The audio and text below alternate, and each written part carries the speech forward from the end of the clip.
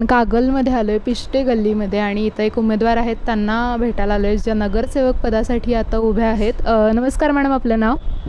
सुवर्ण कुमार पिष्टे, राष्ट्रवादी, प्रभाग क्रमांक 4. जनतेसाठी उभे राहणार. सर, आता महायुती जी आपण म्हणू किंवा कागलमध्ये जी युती आपल्याला बघायला मिळते, त्याबद्दल तुमचं काय मत आहे? आपल्याला काय फायदा होईल का याच्यामुळं? मुश्रीफ साहेब असतील, समरजी साहेब असतील, दादा असतील, ह्या दोघांनी निर्णयही चांगला घेतलेला आहे युती करून. म्हणजे काय त्यांचे म्हणजे मतभेद होते, काय भांडणं व्हायचे, हे व्हायचे, निर्णय त्यांनी चांगला घेतलेला आहे. जर आपल्या मॅडमना संधी मिळाली नगरसेविका बनण्याची, तर आपलं काय विजन असणार आहे? आपलं काम कशा पद्धतीने चालणार आहे?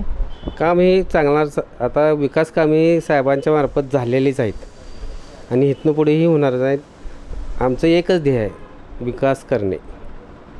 आता बऱ्यापैकी विकास झालेला आहे, आपण सगळीच म्हणतो, आणि दिसते सुद्धा कागलचा विकास बऱ्याच प्रमाणात झालेला आहे. तरीसुद्धा आता निवडणुका होत आहेत, म्हणजे आपल्यासमोर काहीतरी आव्हान आहे की आपल्याला काहीतरी करून दाखवायचं लोकांना. मग तुम्ही असं कोणतं आश्वासन द्याल लोकांना की हे आमच्याकडून होणारच?